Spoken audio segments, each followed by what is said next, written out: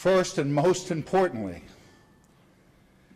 I am pleased to report that our Dallas Fire Rescue paramedic is out of surgery and has been moved to ICU. He has, they're trying to figure out what the next surgery is because he is going to have to undergo extensive medical treatment to get him back up to par.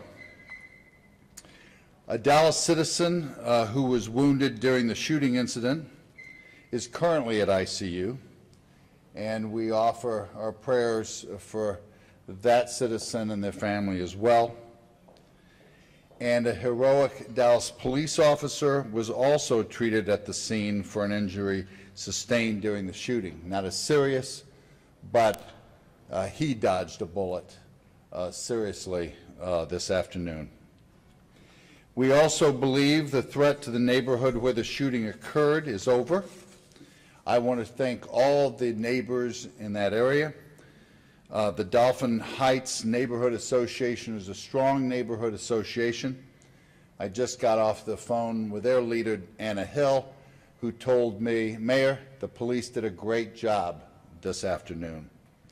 Thank you to those neighbors for their cooperation and the calm that they had during this tough afternoon. A short time ago, a police robot searching a home near the scene of the shooting located the body of another man who we believe is the shooter. A second deceased individual was also found in this home. Obviously, there are a lot of questions that I have, that the chiefs have, that you have, that won't be able to be answered quite yet. This is an ongoing investigation, and we will provide as much information as we can get as quickly as we have. But in short, in my mind, someone that was not mentally stable dealt a lot of pain this afternoon, and our heroic paramedic stepped in to help a citizen, putting their lives on the line. Police officer rescued that individual, and now the doctors get to do their part. That's how we come together as a city to protect each other, to have each other's back. I'm proud of each man and woman that serves us as a first responder, and I think we've got some great leaders. Not the least is our newest member, our Dallas our Dallas Fire and Rescue Chief, Chief Coatney. I'll give you the mic to him right now. Thank you, Mayor.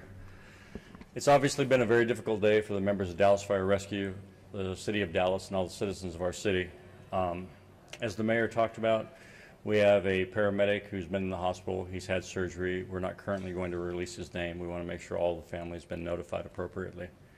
But they served, tried to take care of a citizen. Unfortunately, we had a tragic event where they were shot at, injured.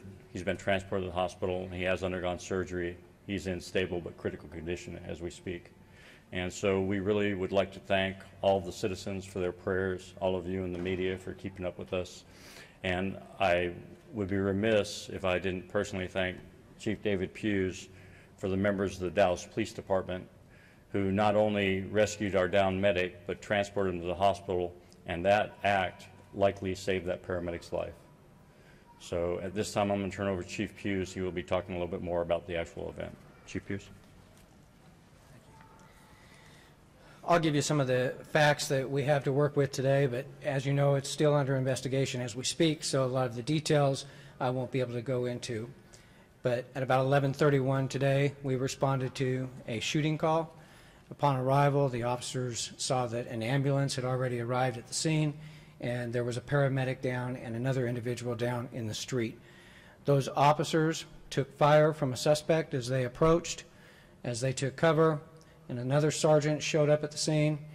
He saw that the paramedic was severely injured, and as officers were attempting to maintain a position of cover because the shooter was still at large. The sergeant went above and beyond, as many of the Dallas police officers do each and every day, and subjected himself to extreme risk of danger, and he went in alone, and he pulled the paramedic out, placed him in his squad car, and drove him to Baylor Hospital. We believe, like Chief Coatney said, that as a result of those actions, that paramedic's life was saved. So once again, just another example of the fine work that the Dallas police officers do each and every day. In the midst of all that, we still had to stay out on the scene and try to address the fact that we had an individual out there that was an active shooter that we had to stop. We began to search systematically and make sure that we could eliminate the fact that this person would do any more danger to any other citizens. We received information that the suspect may be held up in a house on that same street. We brought in the SWAT team. They began what they normally do in these situations of a barricaded person armed with a high caliber weapon, and ultimately, because it wasn't safe to approach the house, we sent a robot in, and we were able to see that inside the house there were 2 individuals, both of them believed to be deceased at the time. One of them we believe is the suspect. We haven't confirmed anyone's identities at this point, but based on the information we have today, we feel very confident that it was in fact the suspect that is deceased inside the house.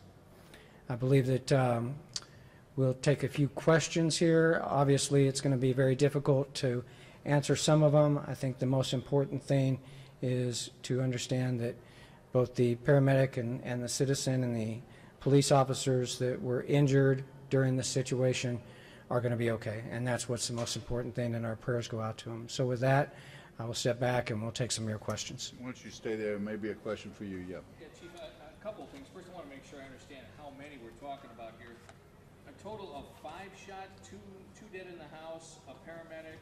Did you say a police officer and then the person out front? A police officer was injured during the initial approach. We haven't had an opportunity to go out to the scene. He was not transported to the hospital, so we're still trying to get all those facts together on the severity of injury and what exactly caused that.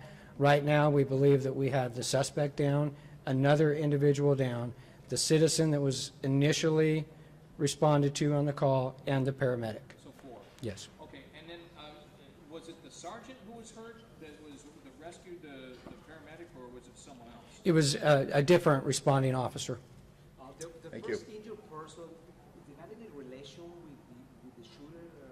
What was? All that's been reported to us at this time is that they were both neighbors, and it was a dispute between 2 neighbors.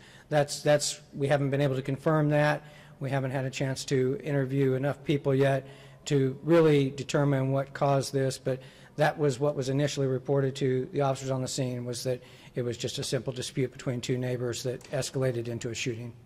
Yes, ma'am. Confirm exactly what the call was. I'm sorry. Exactly what the call was that the paramedic at the fire department was responding to that put them on the scene. What exactly was that call for? It was a shooting call. Not a suicide? We heard it was a Well, suicide. it was a shooting call, but at that point, it hadn't been determined whether or not it was a self-inflicted or the result of an aggravated assault or the disturbance. And do you know, Chief, if the scene was already secured by PD as soon as that ambulance got there? No, it was not secured.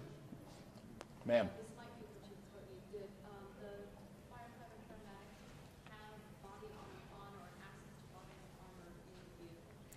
No, we did not have any body armor on, and we don't carry the body armor on our actual rescue units. They're contained in other response vehicles that come to the scenes. Is that something you might consider changing? It's something we're looking at. We tend to follow national standards on the model for that, and it depends on which model you're particularly looking at for active shooter incidents or these type of events. There are some departments that have moved that direction, though, where they're carrying them actually on the rescue vehicles. Chief, could you explain one more time the SOP from the fire department for fire personnel responding to an active scene that isn't secure yet? Are they supposed to stage, wait for PD to say it's clear for you all to come in? Can they just go right on in? And do we know if PD was already on scene today? So I could answer yes and no, and it'll all be done. But I think the simpler way, I think the challenge here is that it's an evolving incident. When the first unit arrives on the scene on a call, if they believe there's a threat, regardless of the type of call, they can hold back until PD arrives to go ahead and secure the scene. In this particular event, as Chief Hughes pointed out, it came in as a shooting incident, but buried within the notes, it originally said self-inflicted. And so that's what they believed they were going into. As the chief talked about, they're looking into the response times and everything, so I don't have the ability to line up those times to tell you if PD was on the scene or how long they were there. I want to say something here. Look, the long and the short of this is we had a paramedic that worked diligently and with great vigor to take care of somebody. And we had a great police officer that did the same. Every day, these fire rescue officers and the police put their lives on the line. We saw it today, and I'm so proud of these guys for taking the action they did. Mr. Mayor, you said that the guy was mentally disturbed. How do you know that? Look, anybody that I've studied suicide a lot, and if this is the man that we think it is, it was a self-inflicted wound inside that house. We've got a big issue in southern Dallas on mental health. And the best way that we can keep our neighbors safe and these police and firemen safe is to deal with some of the mental illness issues we've got in this country, in Dallas, and particularly in southern Dallas. So are you saying that the call didn't come in as a suicide, then it was a self-inflicted? I'll let them speak to that. So the call came in as a shooting incident, and within the notes on our computer terminals inside, it said self-inflicted gunshot. So there was a lot of information, there's a lot of different dispatch information that we're still going through at this time. So I think initially it was reported as a suicide, you are correct. But as we go through it and it's an evolving investigation, it's kind of hard to get our fingers on it exactly right now. Where was the shooter shooting from when he first went? Without having done mapping of the crime scene and all that, it's believed that he was just in the street when he came up and did the shooting. And like Chief Coatney said, there was multiple calls that came in related to this incident. The officers that arrived and took fire from the suspect were responding to an active shooter call.